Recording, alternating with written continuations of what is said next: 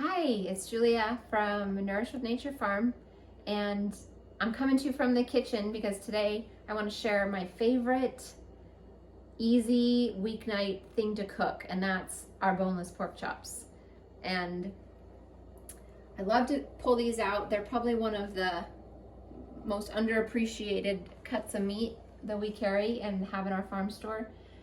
Sometimes people are worried about them drying out and overcooking, but I'm going to teach you how. I'm going to show you how to cook them so that they're perfect every time. So the first thing you do is thaw them completely. And I do that either the night before, just getting them out and leaving them in my sink, or putting them in a bowl of hot water to thaw. You never want to microwave your meat. That just makes it so chewy. So cut it out of the package. And what I've got here, I wanted to show you two different variations of pork chops.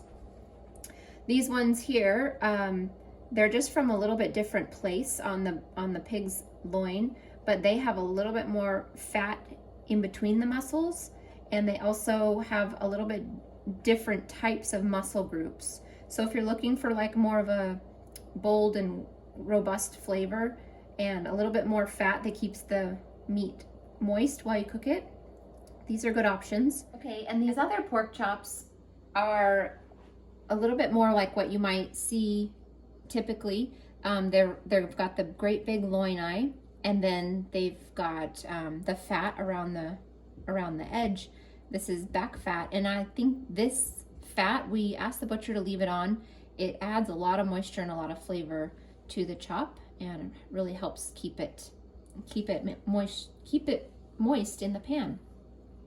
So the first step that I do when I get my pork chops out is I lay them on a paper towel, and I just dab the excess moisture off of them so they're sort of dry. This is gonna help them get a nice crispy layer on the outside. Then we salt them, and I go very generous with the salt because that pulls out the flavors. This is Redmond Natural Trace Mineral Salt, so you're mineralizing at the same time. And then I do some garlic powder too. If you prefer garlic salt, I guess you could put these two steps into one. But just some simple seasonings, garlic powder. Blake and I like pepper, but our kids don't love a whole lot of pepper, so sometimes we just add a little bit of pepper to our pork chops. Just a little twist there. Okay, and then we preheat the pan. So we want a pretty high flame, and I'm putting in some of our pastured pork lard that I rendered and purified. So we're going to add some grease to the pan and let that melt completely. So you want a really hot pan. Let's go with that.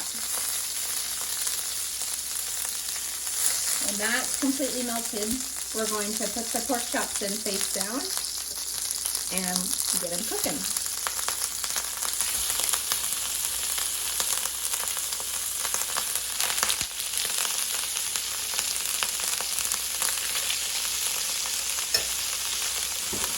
So we're going to cook these about 3 minutes and check them to see if they're crispy, and then we're going to flip them over.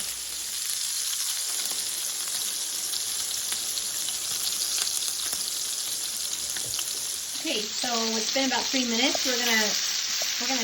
I've checked them and they're looking nice and crispy on one side, so I'm going to salt them again on this other side.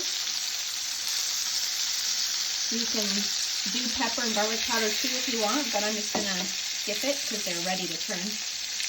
And we're going to flip them over. You see that nice caramelized, crispy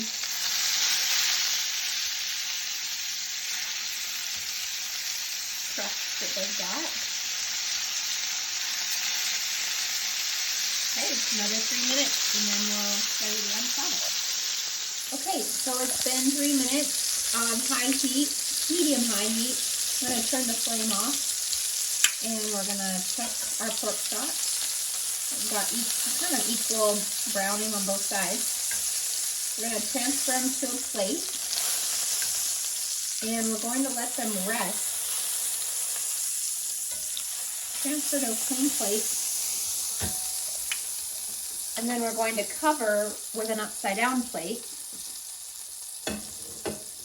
And we're just gonna leave them like that and let them rest for about 6 minutes, 5 to 6 minutes. The same amount of time they were in the pan. We're gonna let them rest here on the plate.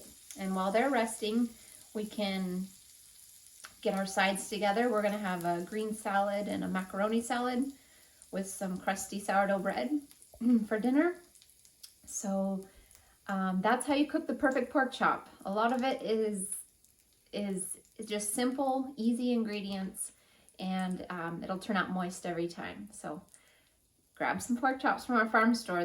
They're super easy, and they come in packs of 2, and then you can just cook up however many you need. We go for 4 or 5 at a time because then we like to have leftovers the next day. All right, the meat's been resting, and now it's time to cut it. This is a step that you can do if you don't enjoy eating a whole pork chop, or if you have kids. We usually split a pork chop between our kids. So we've got it here. We love to eat the fat, so I try to include a piece of fat in every cut, and I just kind of slice it into thin slices going against the grain. Well, I'm really particular about the grain with beef, but not so much pork. Okay, so there we have little slices, and then it's ready to dish up.